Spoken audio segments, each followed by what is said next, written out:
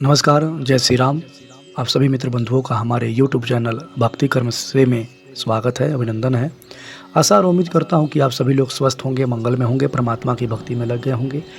आज पुनः आप सबके साथ एक वीडियो लेकर के उपस्थित हुआ हूं और आशा और उम्मीद करूंगा कि यह वीडियो भी आप सबको कुछ ना कुछ जानकारी अवश्य दे, आपके जीवन को, आपके उद्देश्यों को बदलने के लिए कुछ ना कुछ प्रेरणा अवश्य दे। मित्र बंधु, कई बार ऐसा होता है कि हम अपने जीवन में उस व्यक्ति की महत्ता को भूल जाते हैं और उसको दरकिनार कर देते हैं अपने जीवन से। धीरे धीरे उसकी उसकी एहसानों को, उसके हमारे प्रति किए गए सत्कर्म कार्यों को हम भुलाने का प्रयास कर देते हैं, किंतु यह उचित नहीं है। केवल एक शब्द, एक वाक्य से, एक दृष्टांत से हम उसके किए गए उपकारों को कैसे भूल सकते हैं।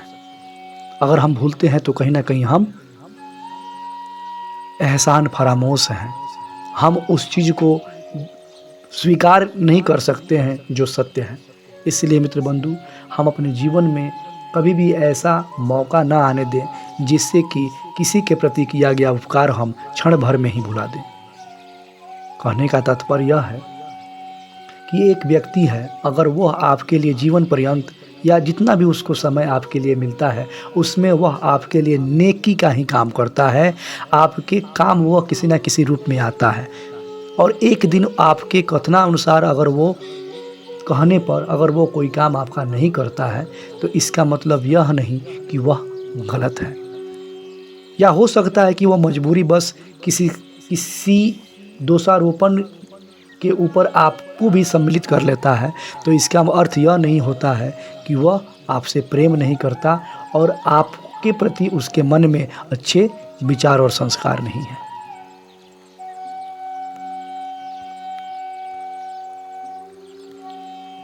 इसलिए आप सभी से अनुरोध है कि सच्चाई को जानने का प्रयास कीजिए। हो सकता है उसके साथ कोई मजबूरी हो, उसको जानने का प्रयास कीजिए।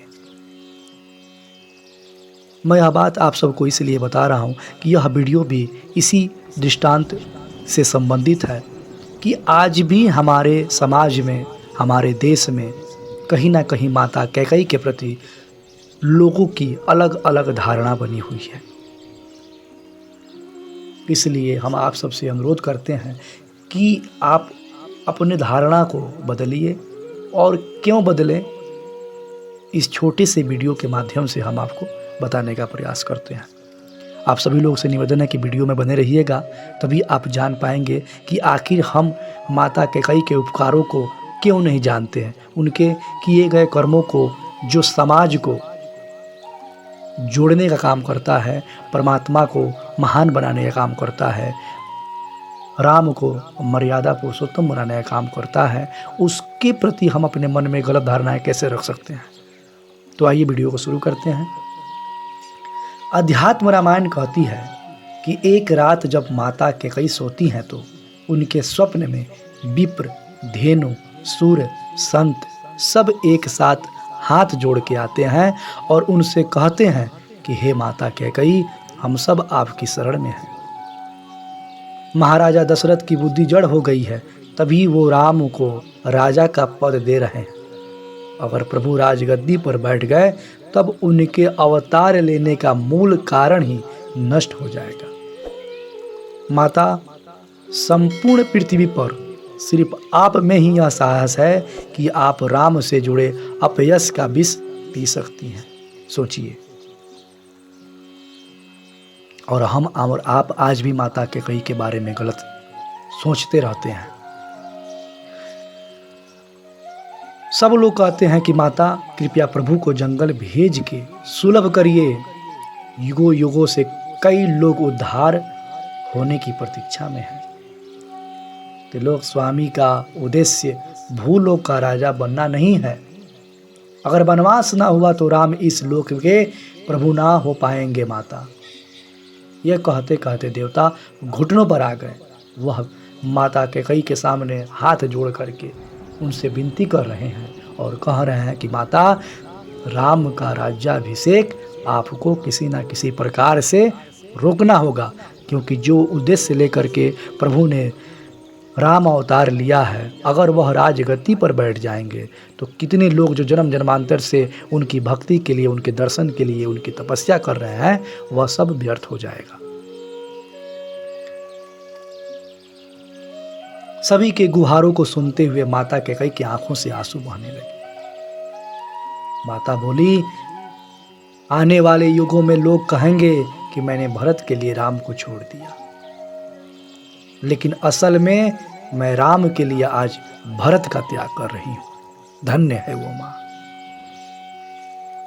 मुझे मालूम है इस निर्णय के बाद भरत मुझे कभी स्वीकार नहीं करेगा। रामचरितमानस में भी कई जगहों पर इसका संकेत मिलता है, जब गुरु वशिष्ठ दुखी भरत से कहते हैं, सुनहु भरत भावी प्रबल, बिलखि कहे वो मुनिनाथ, हानि लाभु जीवनु मरनु, जसु अपजसु विधि हाथ। हे भरत सुनो, भविष्य बड़ा बलवान है।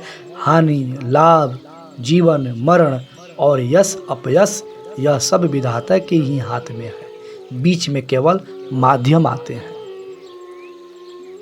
प्रभु इस लीला को जानते थे, इसलिए चित्रकूट में तीनों माताओं के आने पर प्रभु सबसे पहले माता कैकेयी के पास ही पहुँचे और उनको प्रणाम करते हैं, क्योंकि उनको पैदा करने वाली भले ही कौशल्या जी थी, लेकिन उनको मर्यादा पुरुषोत्तम बनाने वाली माता कैकेयी ही थी।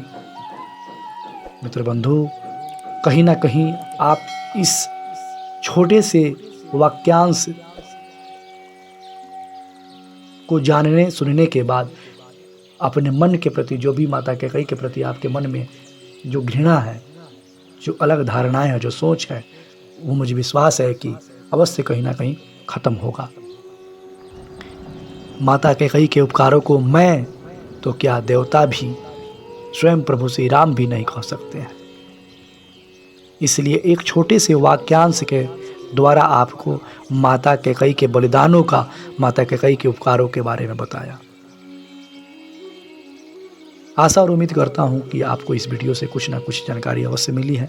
अगर ये कुछ जानकारी मिली है तो अपने मन में किसी और के प्रति जो अपने हैं, हो सकता है कि वो आपको उस द्वंद्व से, उस चीज़ से, उस विषय से थोड़ा देर के लिए आपको अलग करते हैं ताकि आप सफल होते। अगर कोई आपको किसी महफिल में, किसी दरबार में, किसी समाज में धिक्कारता है तो आप उसके प्रति मन में घृणा नहीं रखें। हो सकता है कि उसके एक झटकार से, एक फटकार से आपके रास्ते बदल जाए, आपके जीने का तरीका बदल जाए। इसलिए मित्र बंधु, सत्य को स्वीकारने का प्रयास कीजिए और सत्य को जानने का प्रयास कीजिए। आज के लिए इतना ही। आशा और उम्मीद करता हूं कि आप सभी लोग कहीं ना कहीं इस वीडियो को लाइक अवश्य करेंगे। अगर जो भी मित्र बंधु मेरे नए हैं इस चैनल पर, वो चैनल को सब्सक्राइब करेंगे और वीडियो को अधिक से अधिक लोगों के बीच में शेयर करें, क्योंकि यह वीडियो बहुत ही महत्वपूर्ण है। और जो भी लोग इस चीज़ को नहीं जानते हैं, इस तथ्य को नहीं जानते हैं, और वो जानने के बाद माता कैकेयी को बारंबार प्रणाम करेंगे और अपने मन ही मन में जो उनके प्रति धारणा थी, गलत धारणा थी, गलत सोच थी, उसके लिए उनसे क्षमा मांगेंगे और प्रभु राम भी उन पर अवश्य प्रसन्न होंगे। आज के लिए इतना ही। आपका दिन मंगल हो। जय श्री राम।